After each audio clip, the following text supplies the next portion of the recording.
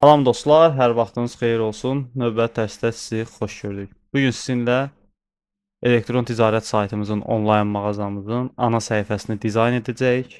Hansı formada dizayn etmək lazımdır, onun texnikalarını öyrənəcəyik və daha sonra çoxlu məhsullar yükləyərək artıq reklama çıxmağa başlayacağıq. Reklama çıxmadan öncə isə onlayn ödəniş sistemlərindən danışacağıq.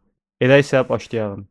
Saytımızın admin panelinə daxil olmaq üçün slash işarəsi vp w ilə -admin və istifadəçi məlumatlarımızı, admin məlumatlarımızı yazaraq daxil oluruq.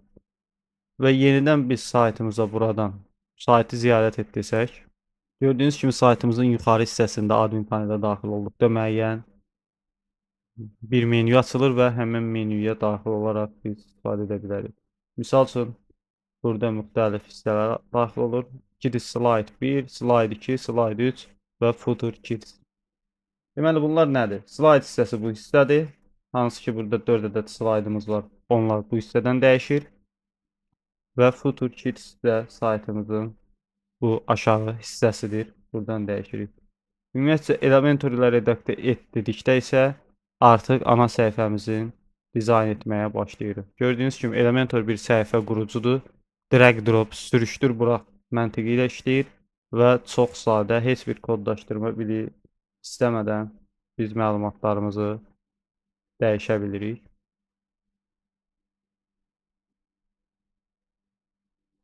Gördüyünüz kimi biz burada misal üçün müxtəlif yazıları dəyişmək üçün daxil olub dəyişə bilərik.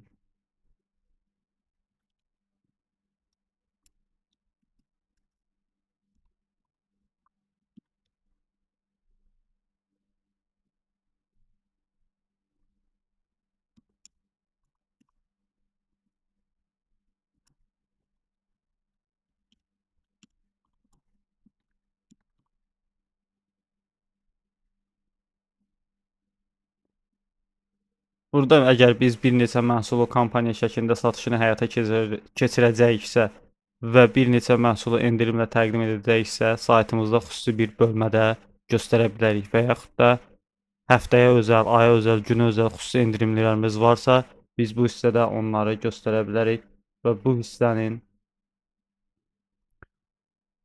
hissədə bir banner əlavə edirik. Daha sonra isə yan hissədə məlumatları göstəririk.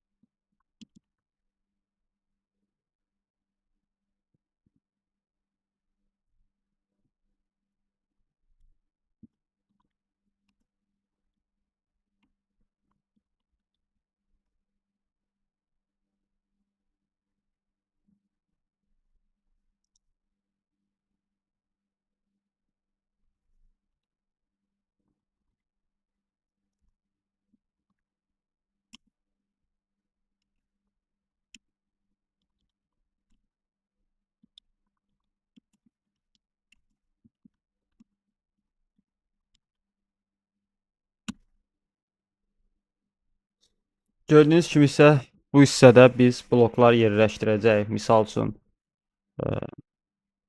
hansı aylarda nələrə diqqət etmək lazımdır və s. Yəni ümumiyyətcə ana olmaq dövründə olan qadınların axtara biləcəyi məlumatlar vasitəsilə onları blok halına salıb, faydalı məlumat halına salıb paylaşaraq, buradan da və SEO üzərindən bunu SEO skorunu artırmaq vasitəsindən ödənişsiz sayta trafik çəkəcəyik. Eyni zamanda həm faydalı məlumat vermiş olacağıq və eyni zamanda həm də satışlarımıza təsir edəcəkdir bu.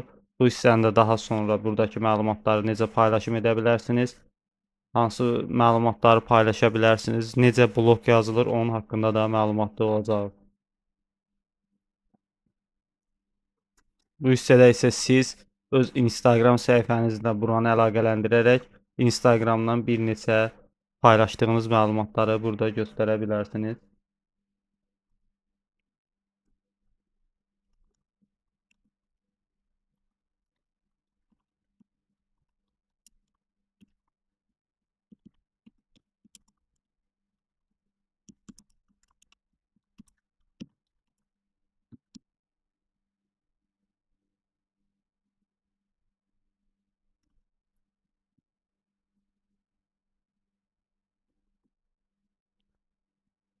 Və müvafiq dəyişiklikləri etdikdən sonra buradan publish basaraq yeniləmiş oluruq. İndi isə biz yenidən saytımıza daxil olsaq, görərik ki, tərcümə etdiyimiz hissələr yüklənmiş olur. Bəzən sayta daxil olduqda siz bunu həmən dəyişiklikləri həmən dəqiqə görməyə bilərsiniz.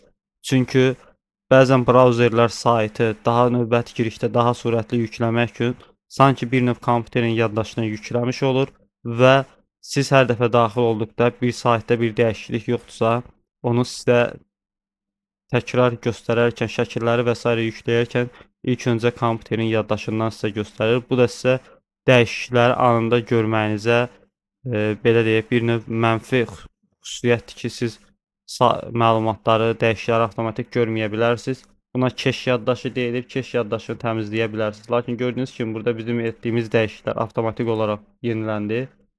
Bu hissədə biz yazıları dəyişmişdik. Bu hissədə yazıları dəyişmişdik və bu hissədə yazıları dəyişmişdik. Hələlik bu qədər dostlar. Diqqətiniz üçün təşəkkürlər. Növbəti dərsdə görüşənədək.